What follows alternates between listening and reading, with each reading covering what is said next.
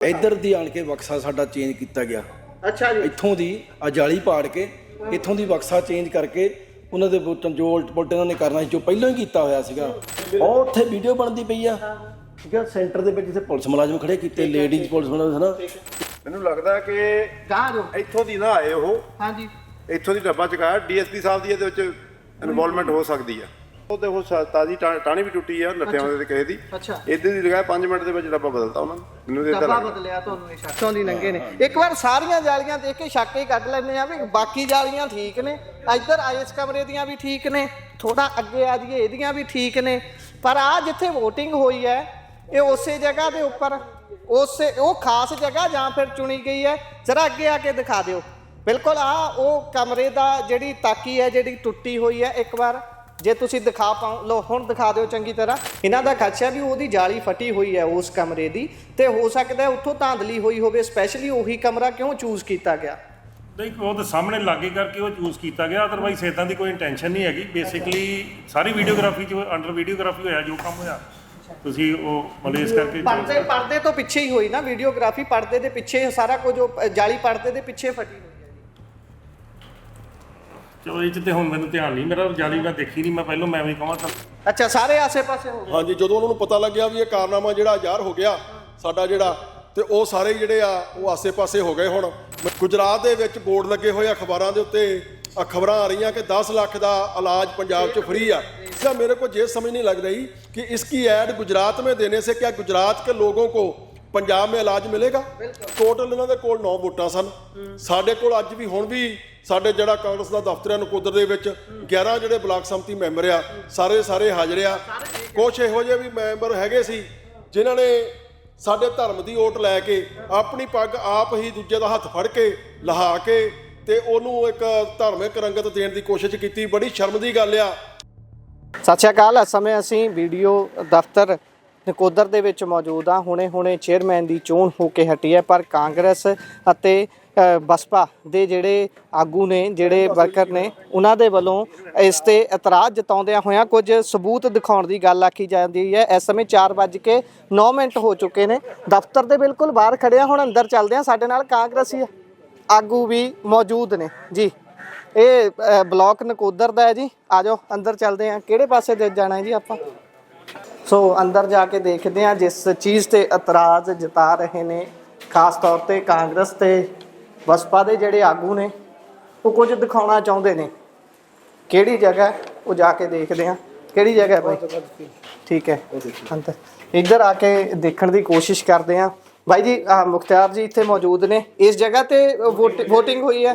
इत्थे आ एक बार जरूर दिखा दिओ। अंदरों वड़दे आ पर्दा लग्या होया, इत्थे वोटिंग हुई है, पर ਜਿਹੜੀ ਕਾਂਗਰਸੀ ਤੇ ਬਸਪਾ ਦੇ ਆਗੂ ਆਏ ਨੇ ਉਹ ਕੁਝ ਦਿਖਾਉਣਾ ਚਾਹੁੰਦੇ ਨੇ। ਕੀ ਦਿਖਾਉਣਾ ਚਾਹੁੰਦੇ ਹੋ ਬਾਈ ਜੀ ਤੁਸੀਂ? ਆਹ ਦੇਖੋ ਜੀ, ਤੁਹਾਨੂੰ ਦੇਖ ਰਿਹਾ ਸਾਰਿਆਂ ਨੂੰ। ਇੱਧਰ ਦੀ ਆਣ ਕੇ ਬਕਸਾ ਸਾਡਾ ਚੇਂਜ ਕੀਤਾ ਗਿਆ। ਅੱਛਾ ਜੀ। ਇੱਥੋਂ ਦੀ ਆ ਜਾਲੀ ਪਾੜ ਕੇ ਇੱਥੋਂ ਦੀ ਬਕਸਾ ਚੇਂਜ ਕਰਕੇ ਉਹਨਾਂ ਦੇ ਬੋਟਾਂ ਜੋ ਉਲਟ ਪੁਲਟ ਇਹਨਾਂ ਨੇ ਕਰਨਾ ਸੀ ਜੋ ਪਹਿਲਾਂ ਹੀ ਕੀਤਾ ਹੋਇਆ ਸੀਗਾ।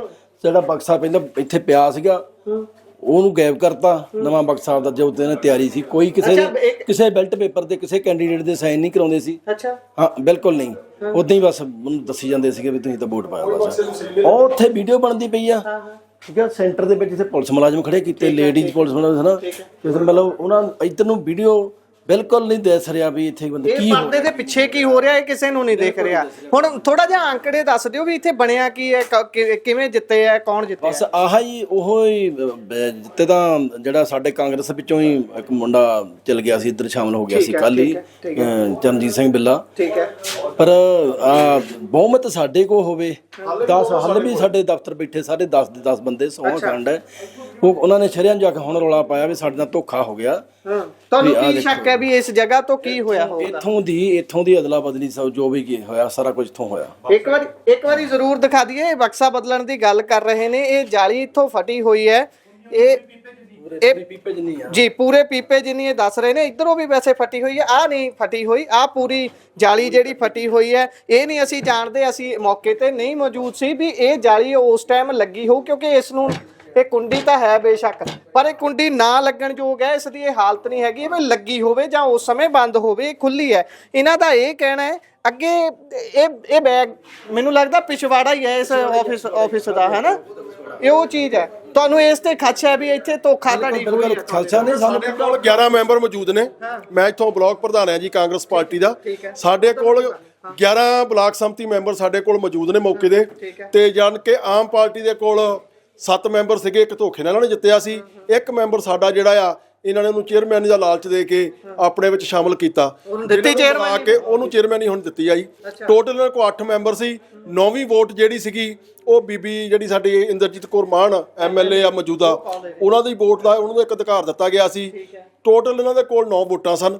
ਸਾਡੇ ਕੋਲ ਅੱਜ ਵੀ ਹੁਣ ਵੀ ਸਾਡੇ ਜਿਹੜਾ ਕਾਂਗਰਸ ਦਾ ਦਫ਼ਤਰ ਹੈ ਨਕੋਦਰ ਦੇ ਵਿੱਚ 11 ਜਿਹੜੇ ਬਲਾਕ ਸੰਮਤੀ ਮੈਂਬਰ ਆ ਸਾਰੇ ਹਾਜ਼ਰ ਆ। ਸਾਰੇ ਦੇ ਸਾਰੇ ਤੁਹਾਡੇ ਨਾਲ ਨੇ, ਕਿਸੇ ਨੇ ਪਲਟੀ ਨਹੀਂ ਬਿਲਕੁਲ ਜੀ, ਕਿਸੇ ਨੇ ਪਲਟੀ ਨਹੀਂ ਕੀਤੀ ਜੀ। ਉਹ ਸਾਰੇ ਹੁਣ ਵੀ ਦੁਬਾਰਾ ਜਦੋਂ ਮਰਜ਼ੀ ਇਲੈਕਸ਼ਨ ਇਹ ਪਾਰਦਰਸ਼ੀ ਕੋਈ ਬਾਹਰੋਂ ਅਬਜ਼ਰਵਰ ਲਗਾ ਕੇ ਕਰ ਲੈਣ ਤੇ ਇਹ ਦੁੱਧ ਦਾ ਦੁੱਧ ਤੇ ਪਾਣੀ ਦਾ ਪਾਣੀ ਹੋ ਜਾਊਗਾ। ਤੁਸੀਂ ਇੱਥੇ ਆਏ ਅਬਜ਼ਰਵਰ ਨੂੰ ਮਿਲੇ ਹੋ ਜਿਹਨੇ ਇੱਥੇ ਵੋਟਾਂ ਕੰਡਾ? ਨਹੀਂ ਜੀ, ਅਸੀਂ ਸਾਰੇ ਬਾਹਰ ਸੀਗੇ, ਕਾਫੀ ਪਿੱਛੇ ਜਿੱਦਾਂ ਬੈਰੀਕੇਡ ਆ ਉਦੋਂ ਪਿੱਛੇ ਅਸੀਂ ਖੜੇ ਸੀਗੇ। ਉੱਥੇ ਤਾਂ ਤੁਰ ਕੇ ਵੀ ਨਹੀਂ ਆਉਣ ਦਿੰਦੇ ਸੀ। ਨਾ ਜੀ, ਸਾਨੂੰ ਤਾਂ ਤੁਰ ਕੇ ਵੀ ਨਹੀਂ ਸੀ ਆਉਣ ਦਿੰਦੇ, ਪਰ ਜਿਹੜੇ ਆਮ ਪਾਰਟੀ ਦੇ ਕੁਝ ਗੁੰਡਾ ਅਨਸਰ ਸੀਗੇ ਉਹਨਾਂ ਨੇ ਪਹਿਲਾਂ ਹੀ ਮਿੱਥਿਆ ਹੋਇਆ ਸੀਗਾ ਕਿ ਪੂਰੇ ਮੈਂਬਰ ਜਿਹੜੇ ਅੰਦਰ ਨਹੀਂ ਜਾਣ ਦੇਣੇ।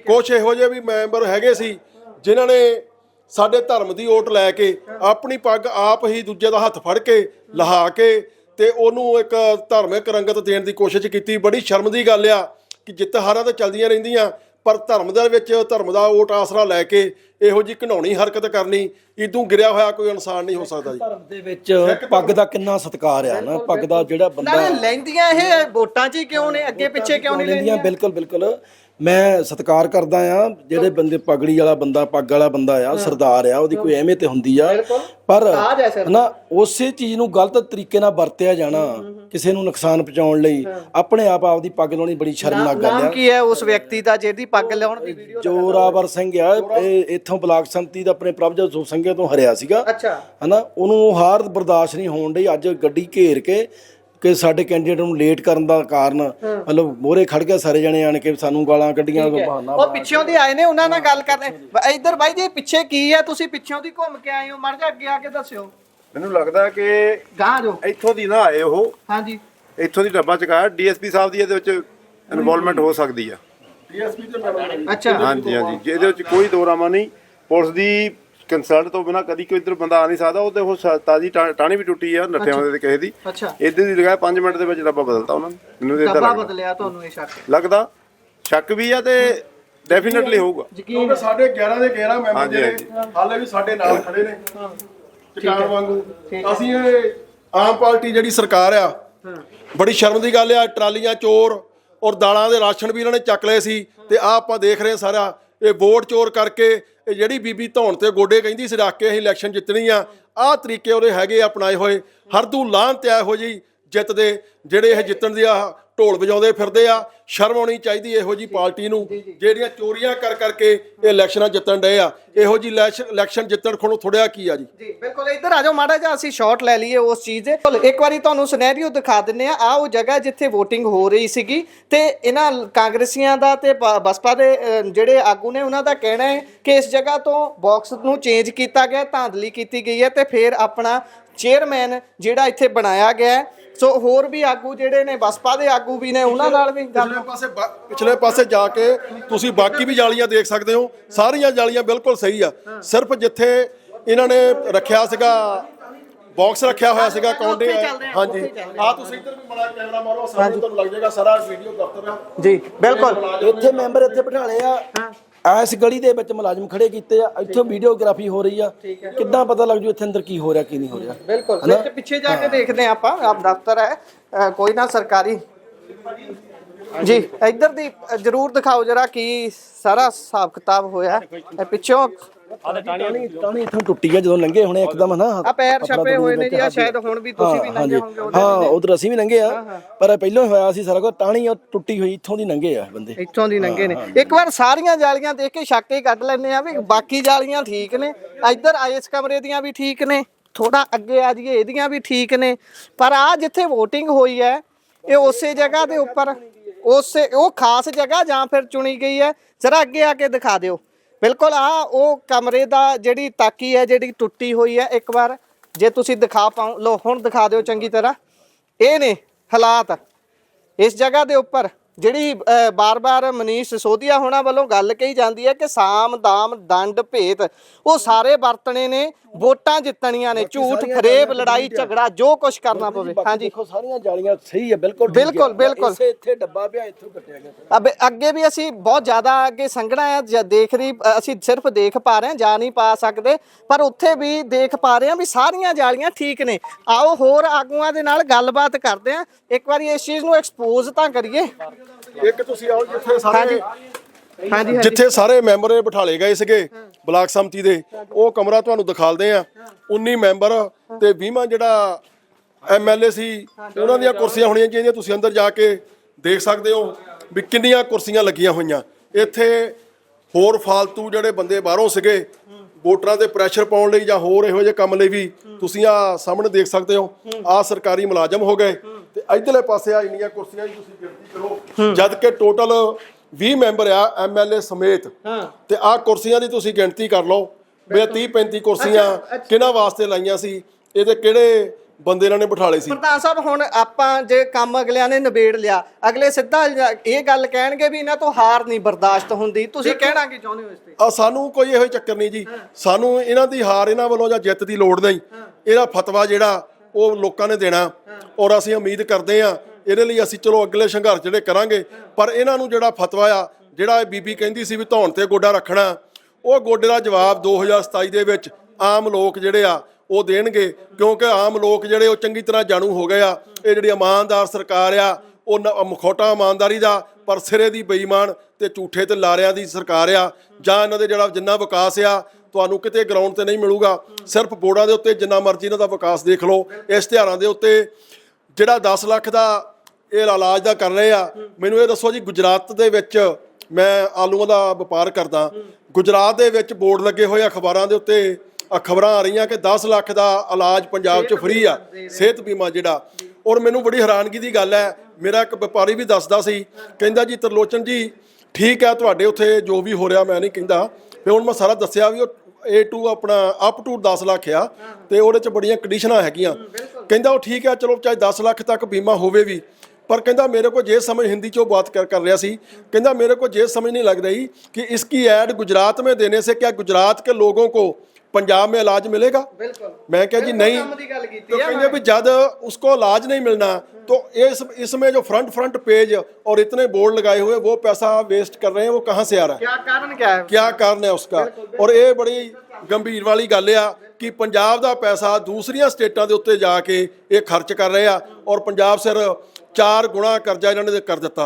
बिल्कुल बिल्कुल, एक बार अंत में मुड़ के तुहानू हालात दिखा दिए भी आ भाई वो हालात ने, बाकी भी सारे कमरे ने, दफ्तर है ये ते आ कमरा खास जिस च चोणां होईयां ने उस दी जाली इत्थों पाड़ी हुई नज़र आ रही है। इस समय तुहानू ये तस्वीरां जिहड़ियां असीं नकोदर तो दिखा रहे हैं अते ਇੱਥੇ ਹੁਣ ਕੋਈ ਸਰਕਾਰੀ ਅਧਿਕਾਰੀ ਮੈਨੂੰ ਲੱਗਦਾ ਮੌਜੂਦ ਨਹੀਂ ਹੋਣਗੇ, ਅਗਲੇ ਛੁੱਟੀ ਕਰਕੇ ਗਏ ਕਰੀ ਬਾਹਰ ਖੜੇ ਆ, ਬਾਹਰ ਖੜੇ ਨੇ, ਆਸੇ ਪਾਸੇ ਹੋ ਗਏ ਜੀ।